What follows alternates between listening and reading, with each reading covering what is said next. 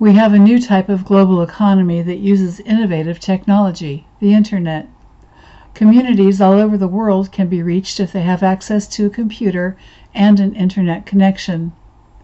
The Internet is a wonderful tool to find information, anything you want. All you have to do is Google it. Within seconds, you have millions of bits of information at your fingertips. However, there are challenges in our technological progress. There's a lot of misinformation concerning health and nutrition. There are numerous diet gurus online who write blogs and books about nutrition. They can be a source of misinformation, which could have devastating effects on the public. Some are health professionals, but many are not. Caution is advised when reading nutritional advice online, especially if there is no solid research that supports their claims. It is always recommended that you check with your medical doctor before beginning any new diet or exercise program. As a resource person, I present my own experience and the results of my lifestyle changes. I discovered a business website, patreon.com, to use as a platform to advertise help for addictions. A business owner can publish informational videos to reach a worldwide audience. It is done on a monthly subscription basis, and the website takes a straight percentage of sales. A business owner has 100% creative control over the material presented.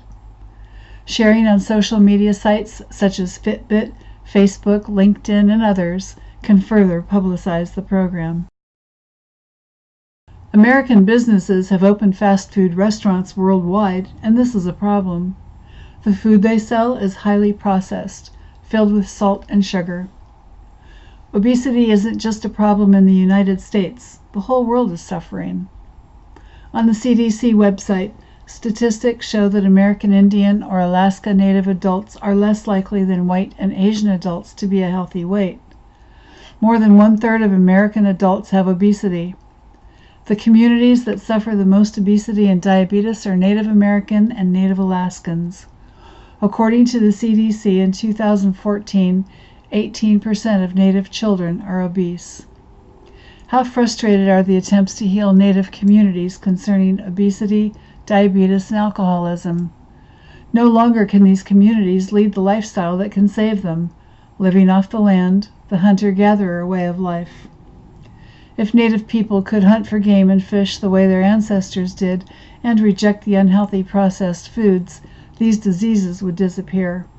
Future generations would benefit and thrive. In an article by Jill Burke, she states that under the Alaska Native Settlement Claims Act, Native hunting and fishing rights in Alaska were extinguished. If this were to be reversed, it could help save the Native community. In her 2012 TED Talk, Becoming Great Ancestors, Carolyn Rainsberger states that we are future ancestors. All of our decisions, big and small, make a difference to future generations. She also states that the awareness of one person is not enough, but a combination of people that feel the same way that will make a difference not only to future generations, but to people in the present. Education in addiction is necessary to effectively arrest them. It is possible through proper nutrition. Our ancestral diet is part of the solution. C.J. Hunt is a journalist who created the documentary The Perfect Human Diet. He spent 10 years looking for the best way of eating for optimal health. His search was prompted by his own health concerns. He discovered that the Paleolithic diet, which is our ancestral diet, could provide a cure for many of our modern diseases.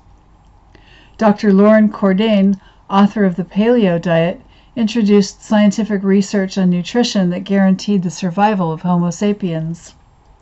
He presents his findings in Hunt's documentary, The Perfect Human Diet. Dr. Cordain maintains that obesity and diabetes can be cured by eating a paleo diet which focuses on eating lean meats, eggs, fruits, and vegetables. Dr. Jay Wortman studied obesity and diabetes in a First Nations community in Alert Bay, British Columbia, Canada. He put them on their ancestral low-carbohydrate ketogenic diet. His efforts were highly successful and have been recorded in the documentary My Big Fat Diet. Dr. William Davis is a cardiologist and author of the book The Wheat Belly Diet.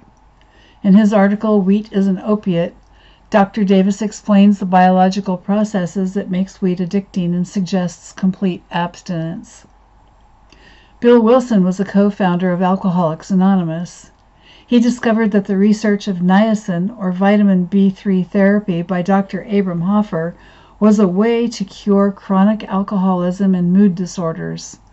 When Wilson approached AA with Dr. Hoffer's research, it was rejected by the organization. Depression is common while experiencing withdrawal from chemicals or foods. Individuals may continue niacin therapy for sustained well-being. Provide specialized addiction training to Circle members. This program can work for other addictions such as alcohol, drugs, and cigarettes. Approaching an addict with as much neutrality as you can is very important. They will not be in a neutral state of mind and may feel defensive.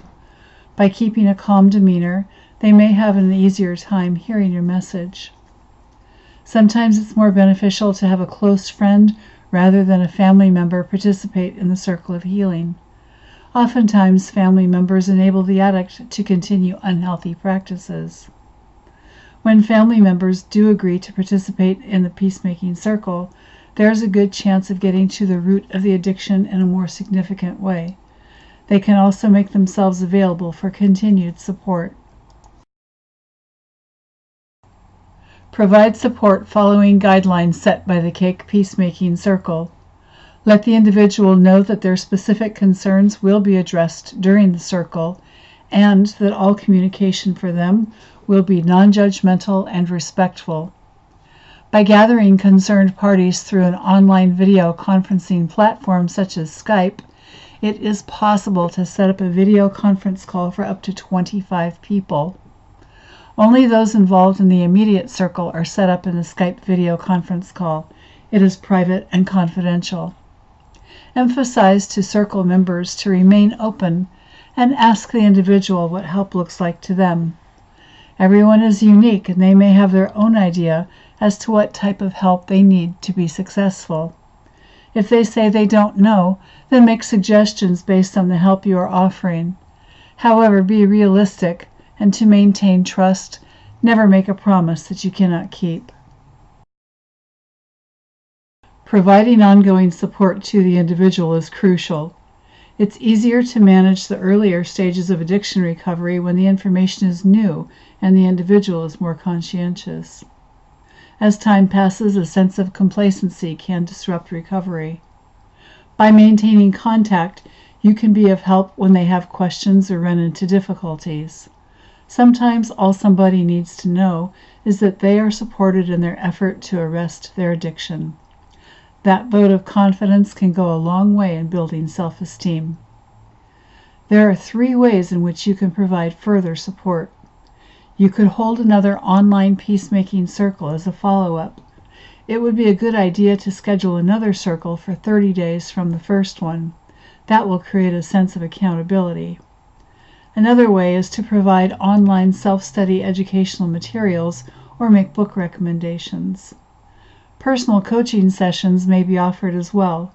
Due to the availability of the circle members, it may not always be possible to hold another peacemaking circle when help is needed. I'm a certified massage therapist and holistic health resource person. I practiced for several years and shared natural health information with my clients. In 2017, I watched the documentary The Perfect Human Diet and discovered the paleo diet. I adopted a paleo diet the next day.